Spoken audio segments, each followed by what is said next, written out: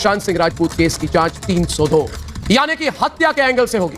सुशांत मामला होने के बाद अर्नब गोस्वामी ने उठाए थे बहुत बड़े सवाल। सुशांत सिंह राजपूत के इंसाफ के लिए बस आज का इंतजार और कल सुशांत के समर्थकों के लिए जीत का दिन है, क्योंकि मुझे विश्वास है कि कल सीबीआई मोहर लगाने जा रही है कि सुशांत सिंह राजपूत केस की जांच 302 यानी कि हत्या के एंगल से होगी।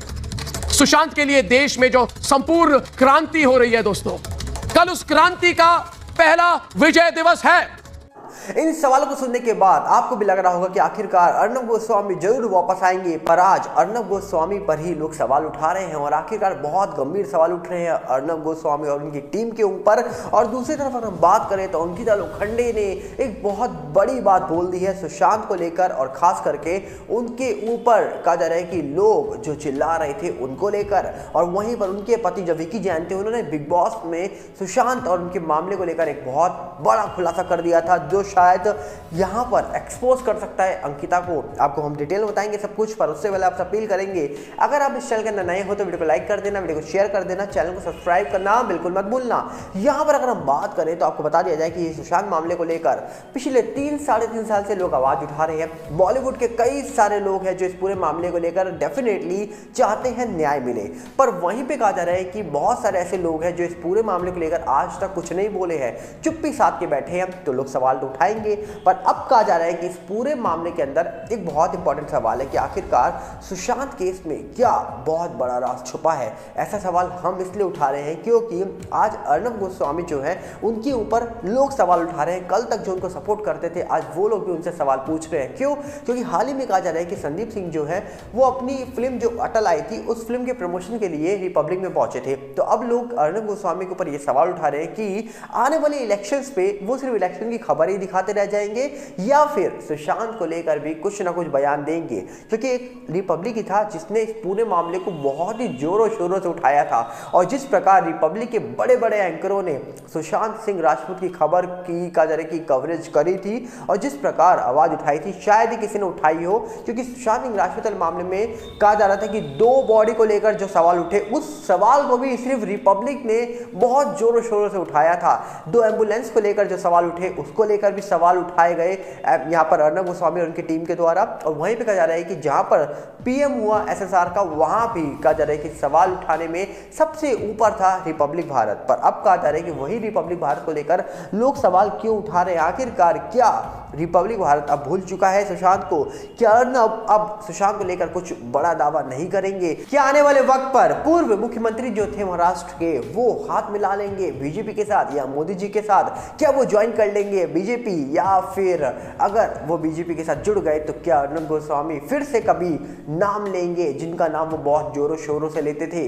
अब कहीं ना कहीं देखा जाए तो सुशांत मामला बहुत टाइम से पेंडिंग पड़ा है। इस मामले को लेकर लोग आज भी सवाल उठाते हैं, जवाब मांगते हैं, और कहीं ना कहीं चाहते हैं कि इस पूरे मामले में एक फाइनल निर्णय जरूर निकल के आए। क्योंकि 3-3.5 साल में सवाल इतने हैं जिन सवालों की कमी नहीं है। आज भी आप सोशल मीडिया खोलकर देखेंगे तो इतने सारे सवाल निकल के आ जाएंगे, आप कंफ्यूज हो जाएंगे कि आखिरकार सही क्या है गलत क्या है। वहीं पे अगर हम बात करें तो कहा जा रहा है कि इस पूरे मामले में एक और इंपॉर्टेंट शख्स है, वो है अंकिता लोखंडे। कहा जा रहा है कि अंकिता लोखंडे ने बिग बॉस में सुशांत को लेकर बहुत बातचीत करी, जिसके बाद उनको ट्रोलिंग का सामना जबरदस्त तरीके से करना पड़ा है। जबकि वो बिग बॉस भी नहीं जीत पाई और लोगों ने उनको जमकर ट्रोल भी करा जब सुशांत का वो नाम लेते थे बिग बॉस शो के अंदर। अब कहा जा रहा है कि अंकिता लोखंडे ने एक बड़ी बात बोली है। एक इंटरव्यू के दौरान उन्होंने कहा कि भैया मुझे किसी के बारे में बात करनी हो तो मुझे किसी की परमिशन की जरूरत नहीं है, और अगर मेरे सामने वाला शख्स कोई बैठा है और वो किसी अच्छे इंसान के बारे में बात कर रहा है और उसके जैसा बनने की चाहत रखता है, तो डेफिनेटली मैं बताऊंगी जो इंसान अच्छा था, सुशांत अच्छा था, मैं सुशांत के बारे में बात करूंगी, 10 बार बात करूंगी, 1000 बार बात करूंगी। मुझे किसी की परमिशन की जरूरत नहीं है और मुझे फर्क नहीं पड़ता लोग क्या सोचते हैं। वहीं पे उन्होंने कहा कि भैया मुझे ऐसा लगता है कि सब चीज़ों के लिए मुझे जिम्मेदार माना जा रहा है, तो कहीं ना कहीं मैं अब कुछ लंबे टाइम तक चाहती हूँ कि मैं ब्रेक ले लूँ, इंडस्ट्री से गायब हो जाऊँ और बिल्कुल शांत वाली जगह पे जाकर रहूँ कुछ दिन तक। और लंबे समय की उन्होंने बात करी है, तो क्या वो इंडस्ट्री से ब्रेक लेने वाली है ये तो पता नहीं।